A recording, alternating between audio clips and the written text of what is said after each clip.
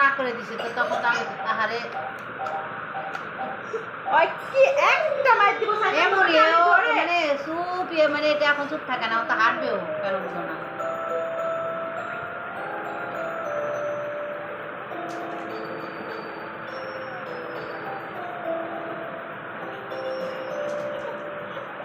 এই চলে দাও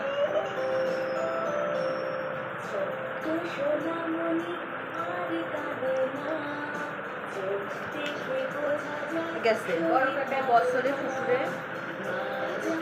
আগের বছরে দিত বুঝছেন মানে এক রোজায় আরেক রোজা বছরে প্রায় 1 লাখ টাকা করে দিত 80,000 90,000 এরকম 1 লাখ কইরা কইরা ফুফুরে দিয়েছে এখন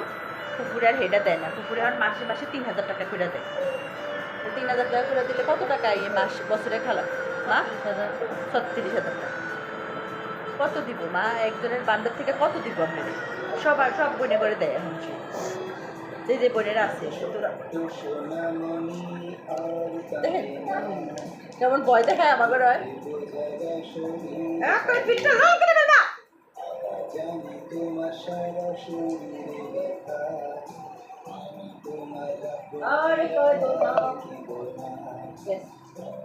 এরপরে মুসলো কাকায়ও দেয় কিন্তু মা যখন যা পারতো তা দিত আমার বাবা যখন ছিল আমাদের চোখে দেখা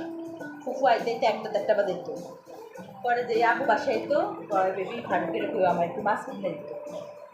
আপুর লোক কত কিছু না আপুর ভাবতো আপুর আগাড়ি করবো দমক দিব এই কারণে পরে আম্মু কইতে যাবে ভাইসে একটু মাছ কিনে দিন এখন কি কোনো মাছ আসছে এই টাইমে আমাকে দেশে আবার সব ভরে বসে মাছ ভরে বসে দুপুরের সময় হেরা যাই গিয়া আবার বিকালে বসে ফুফু আবার যাই বুঝি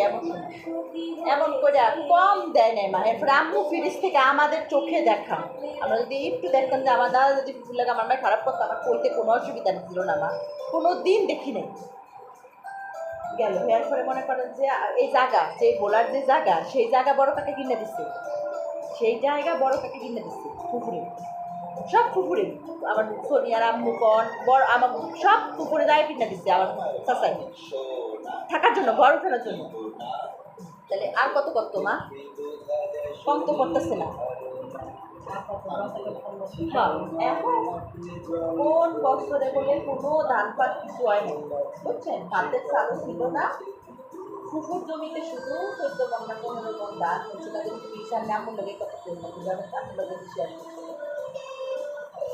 এখন কইতাছে ধান হচ্ছে ভালো কথা ফুফু এটি দায়িত্ব দিচ্ছে কিন্তু দাম যখন বাড়বো তখন ফুফু বিক্রি করবে সবাই